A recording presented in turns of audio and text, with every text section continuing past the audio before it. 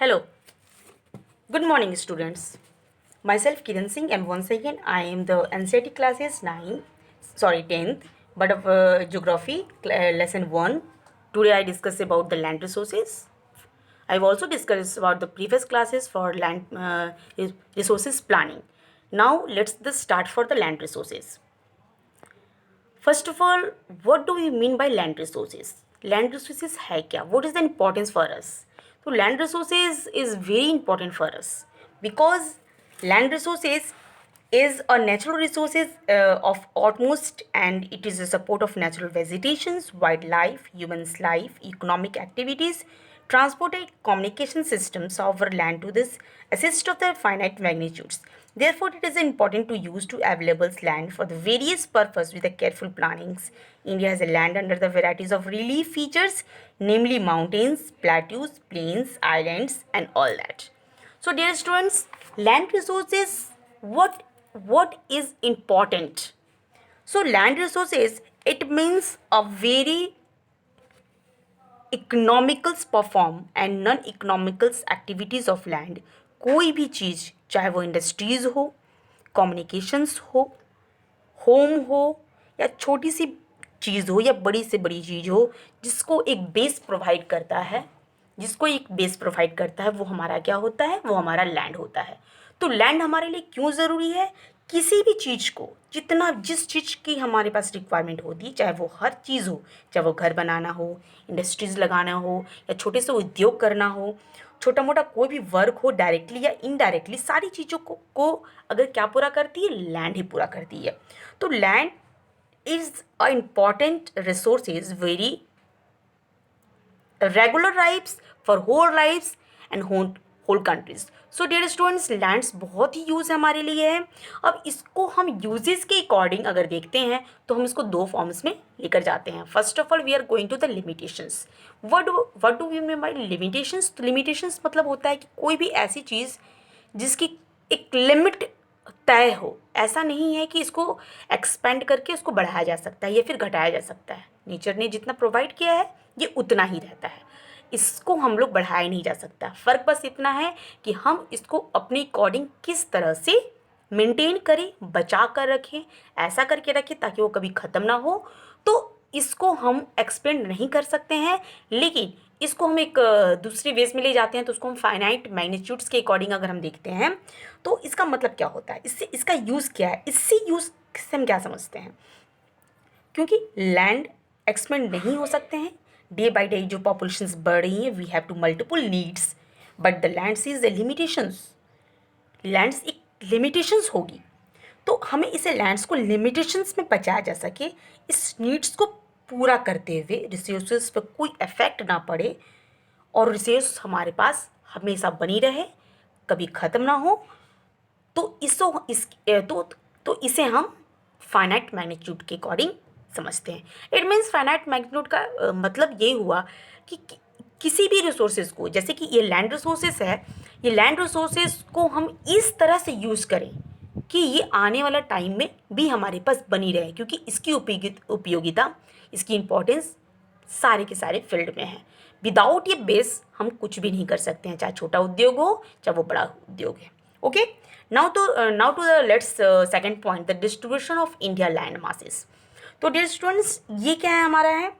तो we have to diverse variety of land masses, but the directly broadly sections it's to be divided into the three categories. वैसे तो अगर हम इसको किसी भी सेक्शंस के अकॉर्डिंग देखें तो इसको हम बहुत सारे सेक्शंस में इसको हम बांट सकते हैं, बहुत सारे इसके सब डिवीज़न भी हो सकते हैं, बट अगर हम ब्रॉडली सेक्शंस के अकॉर्डिंग देखें तो इसको हम लोग 3 भाग में डिवाइड करते हैं। First of all we are going to the plain areas, second one mountain areas, and third one plateaus areas.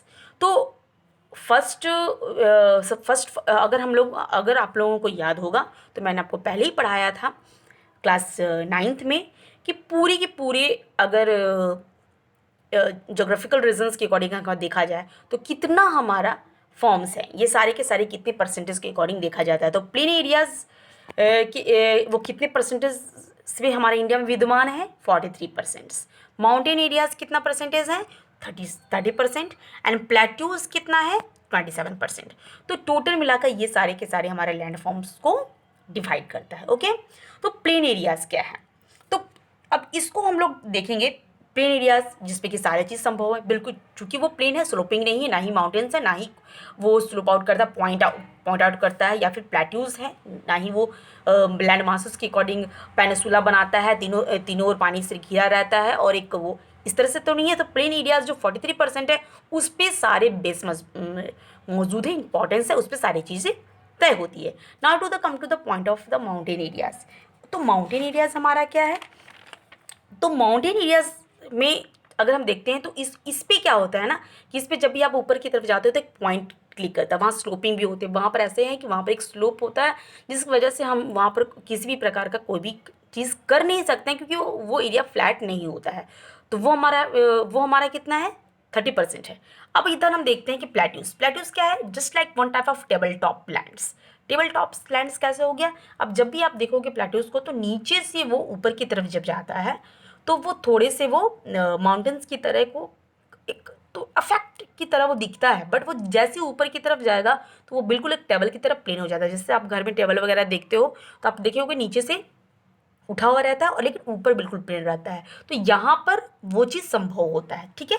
तो यहाँ पर जैसे कि हम यहाँ पर देखेंगे लैंड मासेस के अकॉर्डिंग देखेंगे। अब माउंटेन एरियाज और प्लेट्यूज एरियाज में अंतर कैसे हम समझेंगे, प्लेन एरियाज को तुम पूरी तरह समझ गए, जो बिल्कुल प्लेन हो, जो कोई भी जिगजैग के अकॉर्डिंग ना दिखे, जिसपे कि एक बेस प्रोवाइड किया जा सके, ये हमारा प्लेन एरियाज हो गया। बट माउंटेन एरियाज और प्लेट्यूज एरियाज में डिफरेंस ये है कि माउंटेन एरियाज एक पॉइंट डिक्लेयर करता है। जैसे हम ऊपर की तरफ जाते हैं स्लोपिंग एरियाज में, वहाँ पर वो पॉइंट डिक्लेयर करता है, वो काफ़ी ज़्यादा क्या बोलते हैं उसको, उतार चढ़ाव इस तरह से जिगजैग में वो दिखता है। और प्लेट्यूज में क्या अंतर होता है कि वो नीचे से तो ऊपर की तरफ जाता है, नीचे से जो ऊपर की तरफ जाता है वो तो थोड़े से वो माउंटेन्स के अकॉर्डिंग दिखता है, बट वो जैसे ऊपर जाता है वो टेबल्स की तरफ फ्लैट हो जाता है।